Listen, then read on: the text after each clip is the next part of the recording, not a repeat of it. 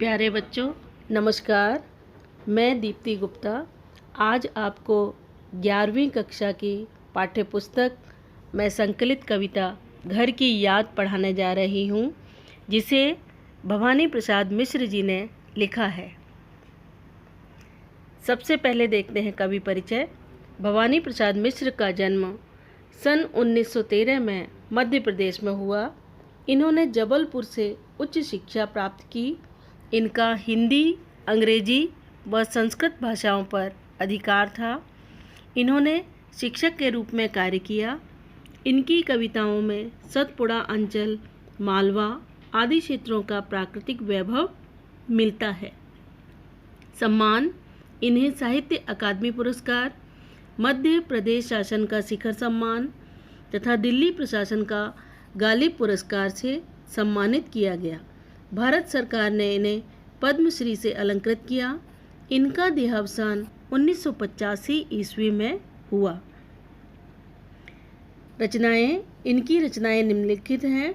सतपुड़ा के जंगल, सन्नाटा, गीत फरोश, चकित है दुख, बुनी हुई रस्सी, खुशबू के शिलालेख, अनाम, तुम आते हो, इदम न मम आदि। गीत फरोश इनका पहला काव्य संकलन है। गांधी पंचशती की कविताओं में कवि ने गांधी जी को श्रद्धांजलि अर्पित की है। कविता का प्रतिपाद्य इस प्रकार से है। इस कविता में घर के मर्म का उद्घाटन है। सन 1942 के भारत छोड़ो आंदोलन में सक्रिय रूप से भाग लेने के कारण कवि कारावास में था। कवि को जेल प्रवास के दौरान सावन मास में बरसते बादलों को देखकर घर की याद आती है। कवि के स्मृति संसार में उसके परिजन एक एक कर शामिल होते चले जाते हैं। उसे अपने भाइयों व बहनों की याद आती है। उसकी बहन भी मायके आई होगी। कवि को अपनी बिना पढ़ी लिखी पुत्र के दुख से व्याकुल परंतु स्नेहमयी माँ की याद आती है। कवि को अपने पिता की याद आती है, जो बुढ़ापे से दूर हैं किंतु रोज दंड बैठक करते हैं और गीता पाठ करते हैं। कवि सजीले सावन को अपना संदेश वाहक बनाता है और उनसे निवेदन करता है कि तुम खूब बरसो किंतु मेरे माता पिता को मेरे लिए दुखी न होने देना। उन्हें मेरा संदेश देना कि मैं जेल में खुश हूँ, मैं स्वस्थ हूँ। उन्हें मेरी यह सच्चाई मत बताना कि मैं निराश, दुखी व असमंजस में हूँ। हे सावन, तुम मेरा संदेश देकर उन्हें धैर्य बंधाना। इस प्रकार कवि ने घर की अवधारणा का सुंदर चित्र प्रस्तुत किया है। घर की याद। आइए देखते हैं कविता और उसका अर्थ। आज पानी गिर रहा है, बहुत पानी गिर रहा है, रात भर गिरता रहा है, प्राण मन गिरता रहा है। तो बरसात के मौसम में कवि भारत छोड़ो आंदोलन के दौरान जेल में बंद है। कवि कहता है, आज रात भर बहुत अधिक पानी बरस रहा है। ऐसे में मेरा मन और प्राण घर की यादों से घिर गया है। बहुत पानी गिर रहा है, घर नज़र में तिर रहा है, घर की मुझसे दूर है जो, घर खुशी का पूर है जो। बहुत ज़्यादा पानी गिर रहा है, बरसात हो रही है। ऐसे में कवि की आंखों के सामने उसका घर और घर के सदस्य तैर रहे हैं। कवि बहुत दुखी हो रहा है कि उसका घर उससे दूर है और इसलिए क्योंकि कवि का घर खुशियों का भंडार है। घर में 4 भाई, मायके में बहन आई बाप के घर, हाय रे परिताप के घर। घर में कवि कहता है, मेरे घर में 4 भाई हैं। मेरी विवाहिता बहन भी आज घर आई होगी। जब वह पिता के घर आई होगी तो यह सोचकर खुश हो रही होगी कि मैं अपने भाई बहनों से मिलने जा रही हूँ, परंतु घर में मुझे न पाकर वह बहुत दुखी हुई होगी और उस समय उसे अपने पिता का घर कष्ट का घर प्रतीत हुआ होगा। घर में सब जुड़े हैं, सबकी इतने कब जुड़े हैं, 4 भाई 4 बहनें, भुजा भाई प्यार बहनें।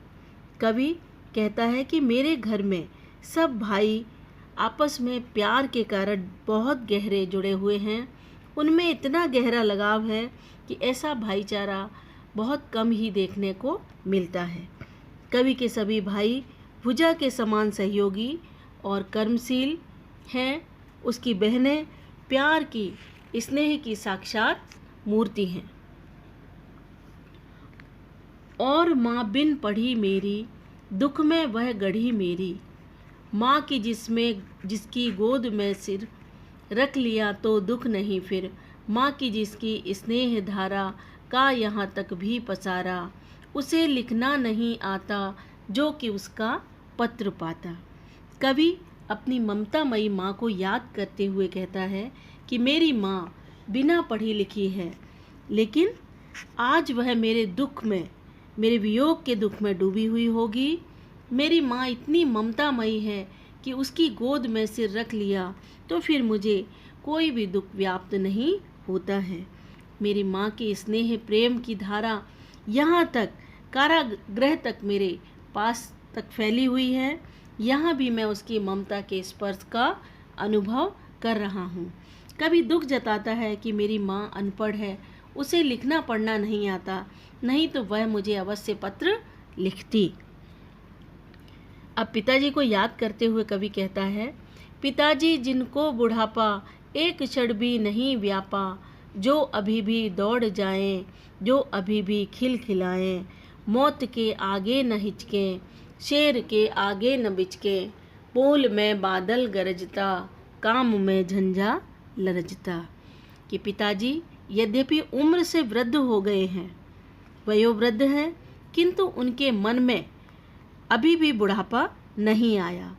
उनके हृदय में और शरीर में इतना उत्साह है कि अभी भी नवयुवकों के समान दौड़ कर जाते हैं, अभी भी खिलखिलाकर हंसते हैं, और उनके मार्ग में मौत भी आ जाए तो उसका हंस करके मुकाबला कर लें।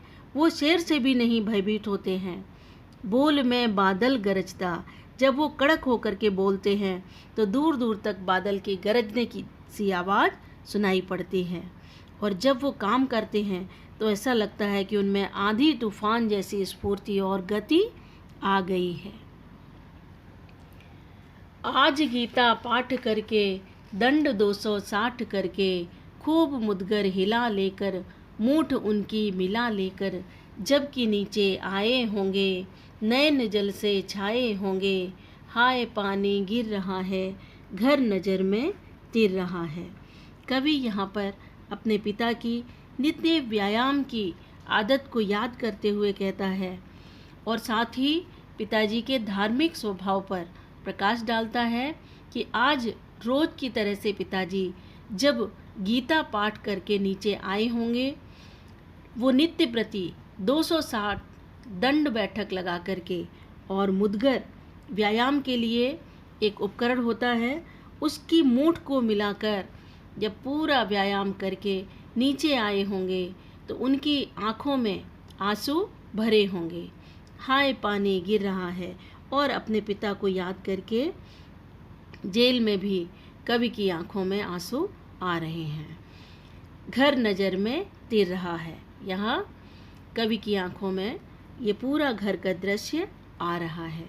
4 भाई 4 बहनें, भुजा भाई प्यार बहनें, खेलते या खड़े होंगे, नज़र उनकी पड़े होंगे, पिताजी जिनको बुढ़ापा एक क्षण भी नहीं व्यापा, रो पड़े होंगे बराबर 5वें का नाम लेकर।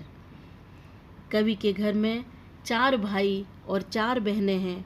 उसके भाई भुजाओं के समान सहयोगी, कर्मठ और बलिष्ठ हैं। बहनें प्यार की मूर्ति हैं। ये सब भाई बहन आज खड़े खेलते होंगे या कहीं बातें कर रहे होंगे, तो जब पिता नीचे आए होंगे उनकी नज़र अपने इन बच्चों पर पड़ी होगी। पिताजी जिनको बुढ़ापा एक क्षण भी नहीं व्यापा, जो पिताजी मन से अभी भी वृद्ध नहीं हैं, लेकिन आज अपने 5वें पुत्र को घर में न पाकर रो पड़े होंगे, कवि को याद करके रो पड़े होंगे।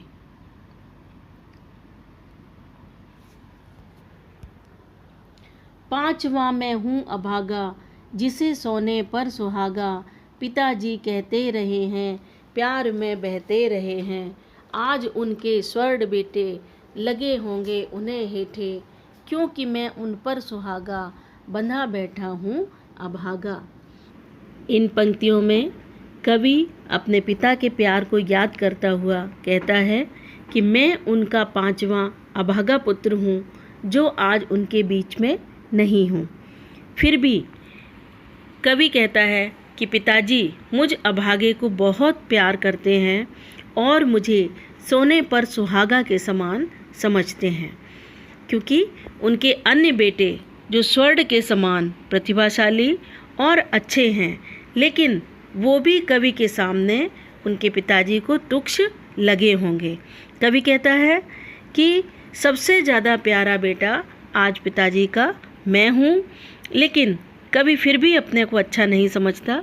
वो सोचता है कि मैं अभागा हूँ, क्योंकि मैं अपने परिवारीजनों से आज दूर हूँ।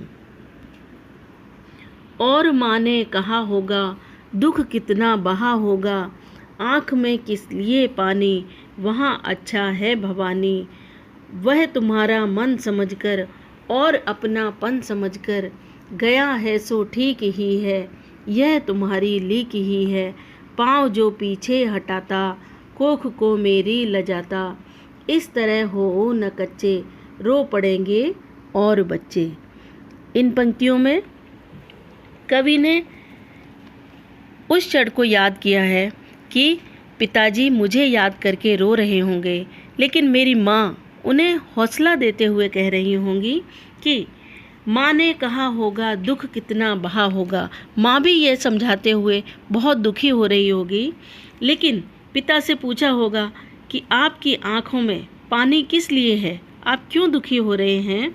जेल में भी भवानी अच्छा है, और वह जेल गया है तो तुम्हारा मन समझकर ही गया है, अपनापन समझकर कि आपका मन भी देश के लिए कुछ करने को चाहता है जी, कि आप भी देश के लिए अपने कुर्बानी देना चाहते हैं या देशभक्ति की रास्ते पर जाना चाहते हैं।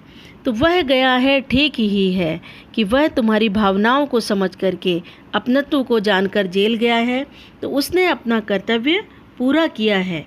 आपकी ही परंपरा है, लीक है यानी परंपरा है, जिसका उसने पालन किया है। और अगर आज वह जेल जाने के डर से देशभक्ति की रास्ते से विमुख होता तो मेरी कोख को भी लज्जित करता। इस तरह हो न कच्चे, आज आप भावुक बन करके इस तरह अपना मन छोटा करोगे, कमजोरी प्रकट करोगे, तो और बच्चे भी रोने लगेंगे। पिताजी ने कहा होगा, हाय कितना सहा होगा, कहाँ मैं रोता कहाँ हूँ, धीर में खोता कहाँ हूँ।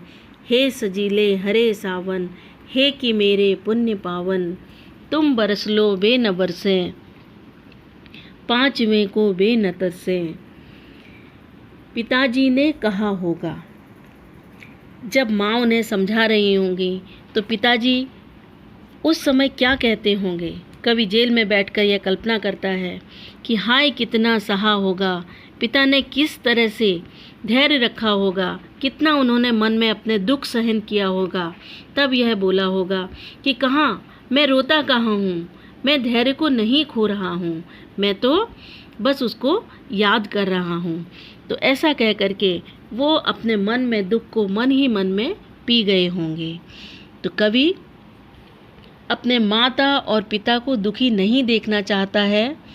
सावन मास को वह अपना संदेश वाहक बनाकर कहता है कि हे सजीले हरे सावन, हे सजीले अति पुण्य पावन पवित्र सावन, तुम संदेश वाहक बन के जाओ मेरा, और तुम भले ही कितना बरस लो, लेकिन मेरे पिता की आंखों से आंसू नहीं बरसें, वे मेरी याद में दुखी न हों। इसलिए पाँचवें को वे न तरसें, अपने चारों बेटों को देख करके वो सुखी रहें, खुश रहें। पाँचवें बेटे को याद करके रोएं नहीं, ये तुम ध्यान रखना। सावन के द्वारा कवि संदेश भेजते हुए कहता है कि पिता से जाकर ये कहना, मैं मज़े में हूँ सही है, घर नहीं हूँ बस यही है, किंतु यह बस बड़ा बस है, इसी बस से सब विरस है। कवि कहता है उनसे कहना कि मैं मज़े में हूँ, सही हूँ, जेल में भवानी पूरी तरह से मौज में है, आनंद में है, इसलिए उसकी चिंता मत करें। बस केवल एक यही पीड़ा है कि वह घर में नहीं है।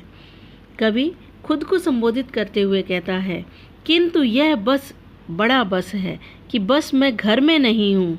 ये बहुत छोटी बात नहीं है, मेरे लिए बहुत कष्टकारी बात है कि घर से अलग रहकर मेरा जीवन दुखमय बन गया है, इसी बस से सब विरस है। आज मेरा जीवन नीरस है, मैं घर से अलग होकर बहुत बहुत दुखी हूँ।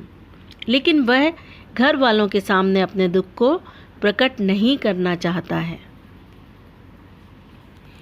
किंतु उनसे यह न कहना, उन्हें देते धीर रहना, उन्हें कहना लिख रहा हूँ, उन्हें कहना पढ़ रहा हूँ, काम करता हूँ कि कहना, नाम करता हूँ कि कहना, मत करो कुछ शोक कहना।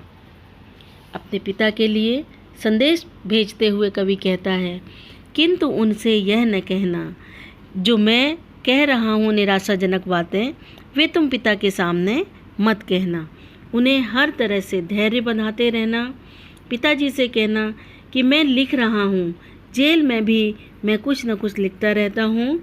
उनसे कहना जेल में मैं पढ़ता रहता हूँ और नाम करता हूँ कि कहना कि जेल में भी बहुत आपका नाम ऊंचा कर रहा है, सब लोग मुझे चाहते हैं, मत करो कुछ शोक, मेरे लिए अब कोई भी घर में शोक मत करना। और कहना मस्त हूँ मैं, कातने में व्यस्त हूँ मैं, वजन 70 शेर मेरा और भोजन ढेर मेरा, कूदता हूँ खेलता हूँ, दुख डटकर ठेलता हूँ, यूं न कहना अस्त हूँ मैं।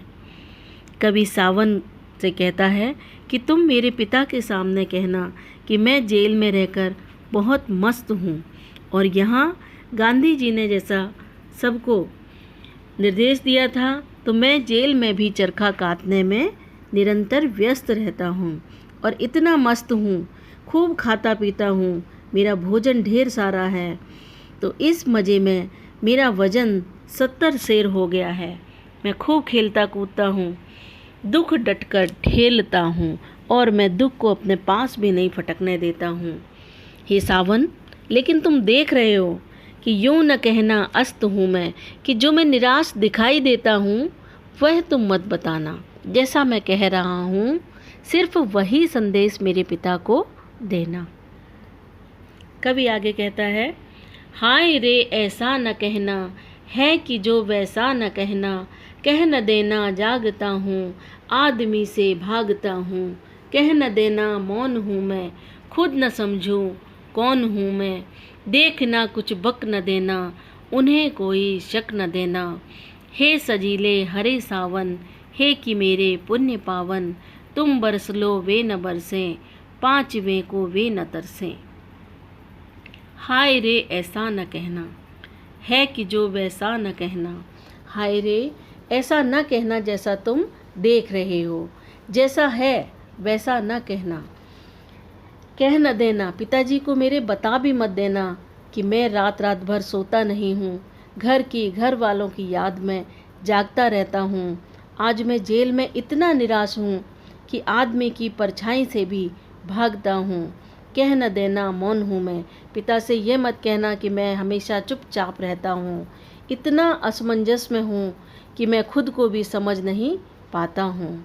देखना कुछ बक न देना, ऐसा कुछ भी उल्टा सीधा मत कह देना, उन्हें कोई शक न देना, मेरे पिता को कहीं कोई भी शक न हो जाए।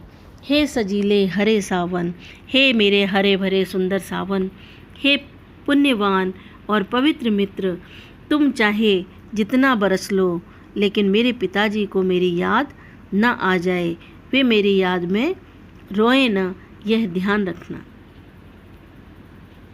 इन पंक्तियों का, इस पूरे कविता का भाव सौंदर्य इस प्रकार है। संयुक्त परिवार का यहाँ आदर्श उदाहरण दिया गया है। भाई के लिए भुजा की तथा बहन के लिए प्यार की उपमा मनोरम बन पड़ी है। सावन के महीने का स्वाभाविक और सुंदर वर्णन है। माँ के ममता भरे वात्सल्य का तथा पिता के साहस व जीवन शैली तथा प्रभावशाली व्यक्तित्व का सुंदर व स्वाभाविक वर्णन है। पिता को भवानी से बहुत लगाव था। वे भवानी को अपना श्रेष्ठ और गौरवशाली पुत्र मानते हैं। कवि स्वयं को सबसे दूर होने के कारण अभागा मानता है। माँ द्वारा पिता को धैर्य बंधाने का स्वाभाविक वर्णन है। काव्य सौंदर्य। पानी गिर रहा है में यमक अलंकार तथा अनुप्रास अलंकार है। इस वाक्य की आवृत्ति से वर्षा की झड़ी का बिंब साकार हो उठा है। घर नज़र में तीर रहा है में चाक्षुष बिंब है। खड़ी बोली में सहज व प्रभावी अभिव्यक्ति है। बुझा भाई में उपमा तथा अनुप्रास अलंकार है। संवाद शैली व प्रश्न शैली का सुंदर प्रयोग है। शांत रस व प्रसाद गुण है। मुक्त छंद है।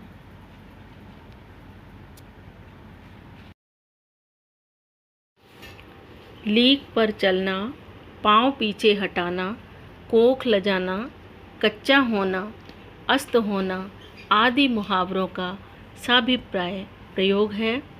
छोटे छोटे वाक्यों व तुकों के सहारे कविता मनमोहक बन पड़ी है। कवि अपनी व्यथा को अपने तक सीमित रखना चाहता है। आदमी से भागता हूँ मैं कवि की पीड़ा का वर्णन है। सावन का मानवीकरण किया गया है। सावन के लिए सजीले, हरे, पुण्य, पावन आदि विशेषणों का प्रयोग है। पुण्य पावन में अनुप्रास अलंकार है। प्रश्नोत्तर। पानी की रात भर गिरने और प्राण मन के घिरने में परस्पर क्या संबंध है? रात भर वर्षा होने से कवि को अपने घर की याद आ गई। उसे घर के सदस्यों के साथ बिताए गए हंसी खुशी भरे दिन याद आ गए। परिणाम स्वरूप उसके प्राणों में और मन में घर की यादें समा गईं। अगला प्रश्न है, मायके आई बहन के लिए कवि ने घर को परिताप का घर क्यों कहा है? बहन बड़ी उमंग से अपने मायके में आई होगी। उसने सोचा होगा कि पिता के घर जाकर अपनी भाई बहनों के संग मौज से खुशी से दिन बिताएंगे, लेकिन वहाँ जाकर उसे पता चला होगा कि उसका छोटा भाई जेल में है, तो उसे बहुत दुख हुआ होगा।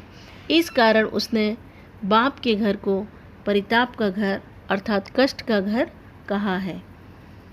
अगला प्रश्न है, पिता के व्यक्तित्व की किन विशेषताओं को उकेरा गया है? भवानी के पिता की निम्नलिखित विशेषताओं को उकेरा गया है। उनका धार्मिक स्वभाव है। वे प्रतिदिन गीता पाठ करते हैं। उनका शरीर बलिष्ठ और साहसी है। कवि के पिता का डील डौल विशालकाय है। वे नित्य व्यायाम करते हैं। 260 दंड बैठक करना उनकी दिनचर्या है।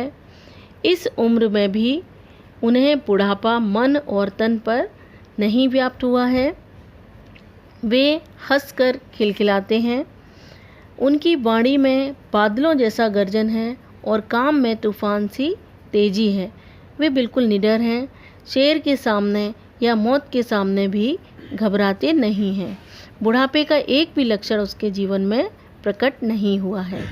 वे उदार हृदय के हैं। उनका भरा पूरा परिवार है, लेकिन परिवार के सभी सदस्यों से बहुत लगाव वे रखते हैं। अंतिम प्रश्न है, कविता की अंतिम पंक्तियों को पढ़कर कल्पना कीजिए कि कवि अपनी किस स्थिति व मनः स्थिति को अपने परिजनों से छिपाना चाहता है। कवि जेल में रहकर घर के वियोग से पीड़ित है। उसे घर की और घर वालों की बहुत याद आ रही है। जेल में उसे सभी लोग बेगाने से लगते हैं। वह उनकी परछाई से भी दूर भागता है। किसी से मिलने जुलने के बजाय अकेले में रहकर पसंद करता है अकेले में रहना, ताकि घर की यादों में खो सके। कवि अपने आप को भूल सा चुका है, असमंजस की स्थिति में रहता है। इसलिए वह अपनी इस सभी मनः स्थिति को अपने घर वालों से छुपाना चाहता है। वह नहीं चाहता है कि उसके पिता, माँ या अन्य भाई बहन उसको जेल में इस स्थिति में देख करके दुखी हों। धन्यवाद।